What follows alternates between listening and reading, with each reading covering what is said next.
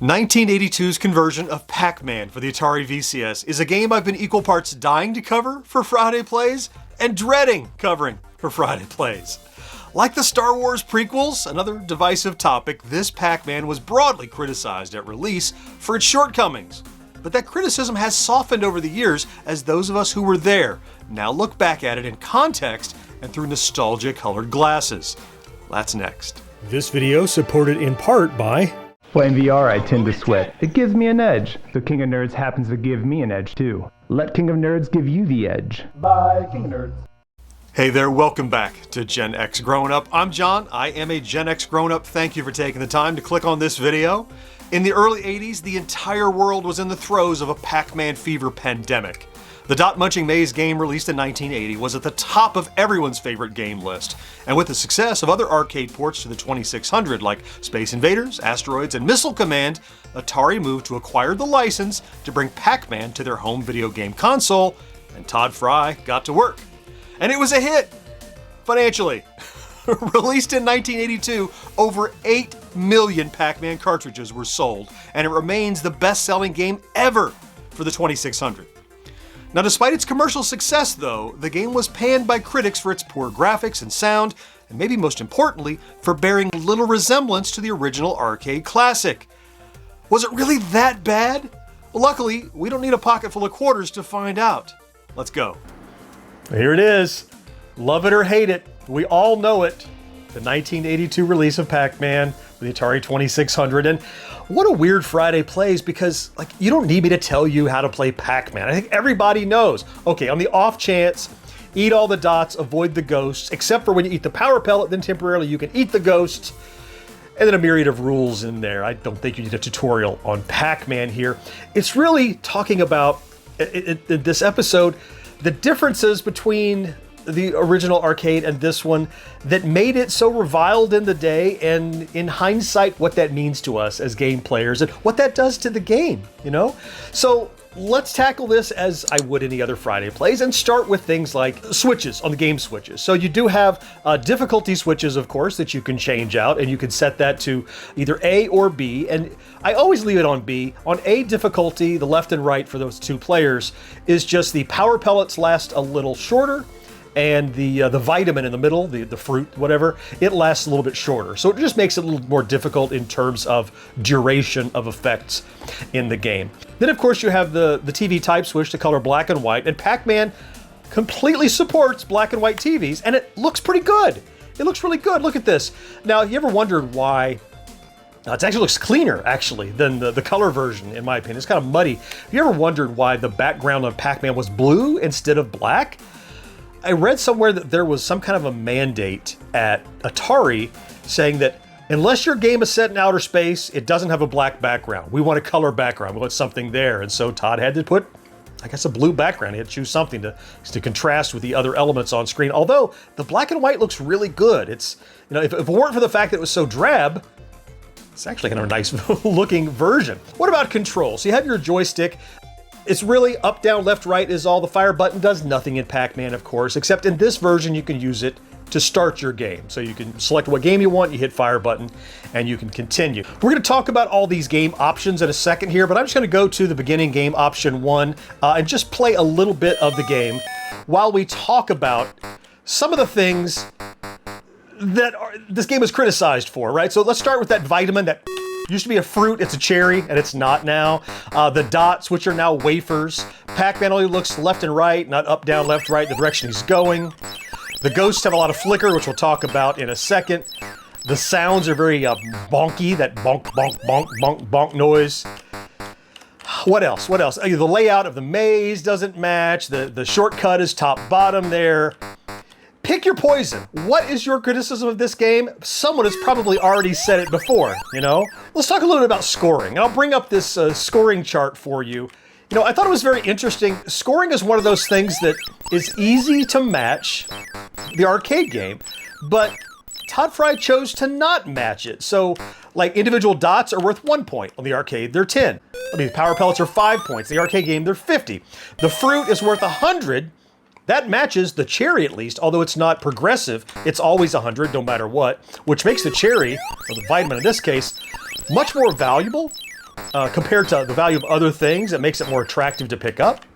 And then the ghosts, were, when you eat the ghost sequentially, right, the ghosts were 200, 400, 800, 1600. It doubled and doubled and doubled. However, here, while the ghosts do double, they go 20, 40, 80, 160. A tenth of what they are in the arcade game. And it's one of those things like that would have been a very easy thing to match. And I'm starting to think that maybe the goal was, Frye didn't want the score to get so big so fast. Maybe there was a limitation with the counter, how many digits it could, not that I've gotten high enough to tell you how high that can go. Let's talk a little bit about that game select switch and the different game options. Who doesn't love a good Atari game select matrix? I'll pop this up. Effectively, you have 8 different games, 16 if you count 2-player variations of each one. So the 2-player 1, and then you have 2, and the 2-player 2, and the 3. And you can see on the matrix here, all that controls is the speed of Pac-Man and the speed of the ghost. They have this walking, running, jogging scenario that they lined up, which is slow, medium, fast. And Pac-Man has either slow or fast, depending on what option you choose. I think game option 6 is the most difficult, and they even suggest in the manual game option 6 in difficulty A for a real challenge. The one I prefer, and the one I'm going to use in this in my points run later in the game, is 5, because it puts everybody at about the same speed. Pac-Man's fast, the ghosts are at their jogging speed, so it's not a scrub game where they're going slow, and it's not radical where they're going fast, although everything speeds up, as you might imagine. And let's take a little tour. I'm going to start 5. This is not my points run, but a little screen tour of things maybe to point out. We have dots that you can eat that I'm currently eating, of course. There's an exit at the top and bottom of the screen, that shortcut, although it takes a long time to get through it. In fact, I just came through it. It took forever to get through. But you can change directions midway and kind of stay in there for a while, like down, up, down, up, down, up. I'm moving like off screen and staying off screen for a long time until finally I resolve and let it come out one way or the other. So it's odd that you can like hide in there, which is kind of cool.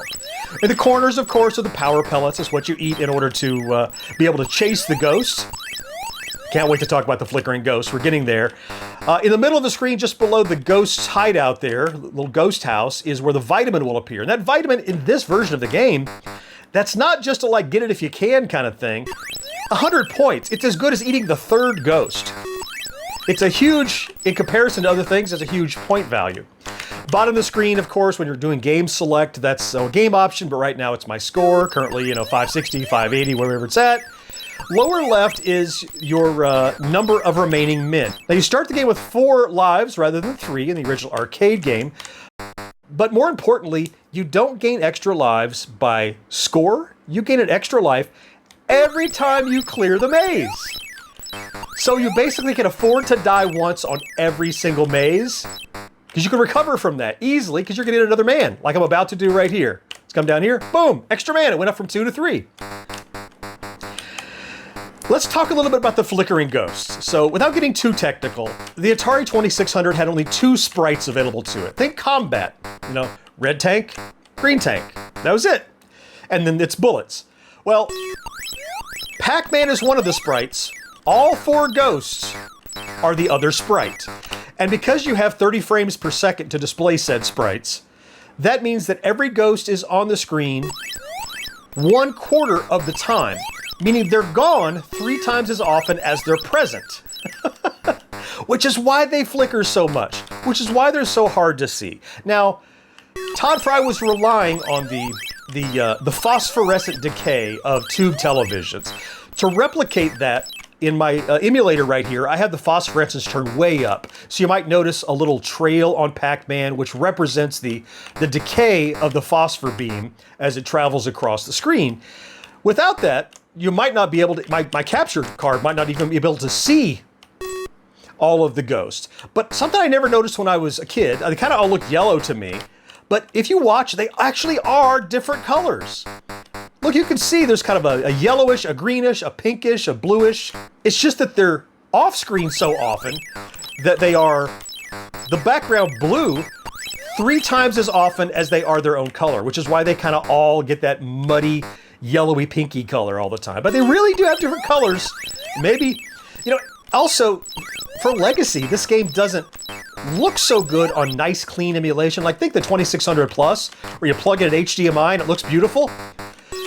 That makes this game look worse, because when there's no phosphor glow and it's pixel perfect, there's even more flicker on these ghosts.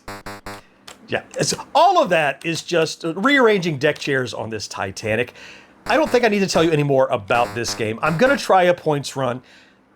Even more than usual, I challenge you, I invite you, I implore you, try to do a points run like I'm gonna do here. Head over to our Discord server and let me know how you did and what you think. If you haven't played Pac-Man in a while, what you think of it now. Look at this, I'm about to get another extra man. Get it, bonk. More extra men. Let me know what you think of it now, after you've played it after a while, maybe you haven't, or maybe you play it every day. Let me know that too. So I'm gonna do, let's make them stop talking. I'm gonna do a points run now, of course. We're gonna do game option number 5. There we go.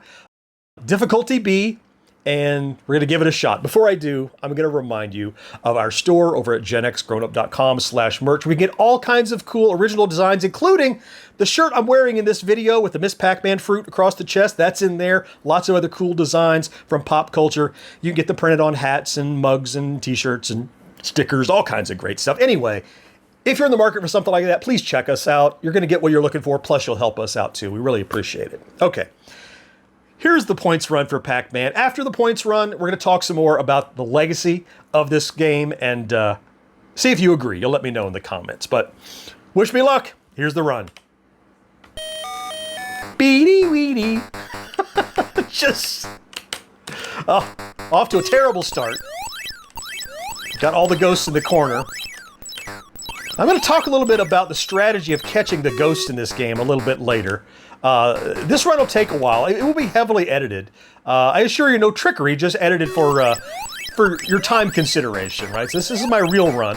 So let's talk a little bit about what I thought about this when I first played it and I got it. And I think it's a common experience for a lot of people, which is one of two things happened. Either you got the game and you were disheartened. Well, let's say one of three things happened. Either you got the game and were disheartened and didn't like it, or you got the game and weren't disheartened, and you loved it because it was the only Pac-Man you had or knew. And the last thing is that maybe you got it and were a little sad about what it was, but you didn't care. Oh, I died. You're just talking about this. Because it was the only Pac-Man you had, and by golly, you were going to play it, you know? And I think I fall into that camp. I was aware enough to know that it wasn't the Pac... Oh, look, I've died twice. I gotta stop talking so much, I guess.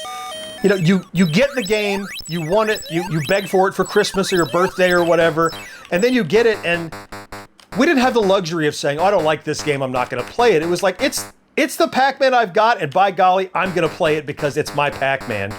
So it almost didn't matter. You know, I think of games like Donkey Kong and Pac-Man and, you know, some of the games that maybe weren't as great as we had hoped they would be by the time we got the home ports. And this was right at the ragged edge of any kind of, you know, video game journalism critique. If you look at video game magazines prior to '82, it was pretty much largely a catalog of here's what's coming out and why you want to play it, not is it good or not. And you started seeing magazines go, wait a minute, this is not good, this is not Pac-Man. And we hadn't seen that before. And it was kind of the dawn of people looking at games as an artwork that could be good or bad and not just a novelty. You just get extra men so fast here that it's ridiculous. So as a strategy, I tend to try to go up one side. Once I get the ghost to go one way, I go up the other side and then cut across, and then I can start eating ghosts. Now, for whatever reason, the ghosts always seem to try to go home when they're blue. So if you're trying to catch ghosts, go toward the middle of the screen, toward the ghost's home, because that seems to be where they're going. I just always work my way toward the middle and let the ghosts come to me, because they often do. Like that. They just keep, for whatever reason, they're like, oh, that's where you want to go? Well, I'm headed there too. They don't seem to care where I am. They're just programmed, I think, to go to the middle of the screen, and that's where they go. So, and look, I lost 2 lives early in this game. I'm back up to 4 extra men. You know, maybe that means I should play a more difficult version of this game, but look, you can see how they're getting so much faster now, and they're gonna start catching me way more frequently. And I don't mind. You know, when you're playing arcade Pac-Man, you're kind of like, oh, the cherry, I'll pick it up if I have a chance. It's only 100 points because it's not that much. In this one, it's such a huge percentage of what points are available to you that it behooves you to to try to get it every time it's there. 100 points? You'd have to eat 100 pellets to do the same amount of points, or eat 3 full ghosts to get what that thing is worth. So I missed all those ghosts. That's okay. Get them to go that way, and I'll turn around and try to tear up this side if I can. And across the top. Yep. Oh, here he comes. Oh, I came around the corner and got him. All right, so about half the screen is empty. Great, so I'm gonna head toward the middle, cleaning up stuff on the way, and I'll meet all the ghosts here by their house. Don't chase them. Let them come. Ooh, missed that turn. Let them come to you, you know what I mean? Because we're really getting at the point where they're getting a lot faster and a lot more aggressive, so as you can see. So I almost ignored the ghost. I just go after the dots, wafers, whatever they're called, when I have a chance. That shortcut out the side door is rough because it takes so long to get through it that you don't have time to plan where the ghosts are, because by the time you come out the other end... Ooh, I thought he was gonna go the other way. I tried to juke. I zigged when I should have zagged. Ooh, he caught me. Getting close. Maybe 5,000 is gonna be my number? We'll see. You can see how much faster they're getting now though, right? Oh, man! This really might be the end. I could blame the fact that I'm trying to narrate, but honestly, you can see how much faster it's getting. There, we'll break 5,000, I'm sure. I say, and then something crazy is gonna happen, right? Yeah, it's getting pretty quick. There's my 5 grand. That's respectable. Of course, there's a vitamin I can grab. 2 more ghosts while I'm at it. Nice. Still got 2 power pellets. Awesome. Let's get that. Focus on dots, because I'll get an extra man as soon as I clear it, so it's in my interest to just go ahead and take care of these dots. This should be no trouble to clear unless I just make a big blunder. There we go. And don't worry about chasing ghosts. Go to the middle, hang out for a second, they'll come to you. There's one more. Don't get him. No time for him. 1 more life. Whoa! They're getting aggressive. Did you see that? Yeah, they're going really fast now. Man! They're affording me no rest. I gotta focus on dots during the power pellets now. And you know, as I talk about this and all the critical reception, how it's not the arcade game, I'm having a good time. It's the comparison to Pac-Man that really is the bane of this Pac-Man's existence. The fact that it's called Pac-Man and people are looking for how it's different. Is it great? No, it's not horrible. It's just not, I think, not what we expected back in the day. So give it a try.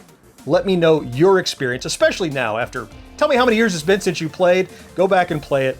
Tell me what you think now with a fresh set of eyes with this 1982 Atari Pac-Man. So what happened? Well, plenty. Tod Frye was not provided with any arcade design specs, and after spending over 6 months of 80-hour weeks developing his game, Atari decided his Pac-Man would be crammed into only a 4 kilobyte cartridge, because it was cheaper. Well, this meant Frye had to make compromise after compromise. The maze had to be simplified, the dots became playfield wafers, and at Atari's insistence, the game was required to have 2-player, so storing the current maze state between turns gobbled up big chunks of available memory that could have otherwise been put to better use. So if you ever wondered why the sequel, Ms. Pac-Man, was single-player only, well, now you know. Plus, it was on an 8K cart. The flickering ghosts? Well, Frye had plans to optimize and improve that, but Atari didn't seem to care about it and was more interested in getting Pac-Man out the door. Turns out Tod Frye wasn't the culprit, but instead, like us, was a victim of Atari management. All of that being said, over the years, this port of Pac-Man has become more than it ever set out to be. No, it hasn't gotten better over time, but it has become more beloved. It's a touchstone in gaming history that signaled the leading edge of the North American crash. It's a reference point we share. With 8 million sold, we can all remember tearing open our copy of Pac-Man. And its shortcomings helped usher in modern critical video game journalism, and it's something we all have in common. If we had an Atari, we played Pac-Man and can bond over that experience. And finally, if not for the comparisons to the arcade original, this Pac-Man isn't a bad game. It's just not the Pac-Man game we might have been hoping for in our youth. I think maybe it's time we cut this Pac some slack. I cover a different vintage game each week here on Friday Plays. If you have a favorite you'd like to see me highlight, well, please let me know down in the comments. Meanwhile, links to some more episodes you can watch right now linked here and here. I certainly hope you found something to enjoy in this video, and I cannot wait to talk to you again next time. Bye-bye.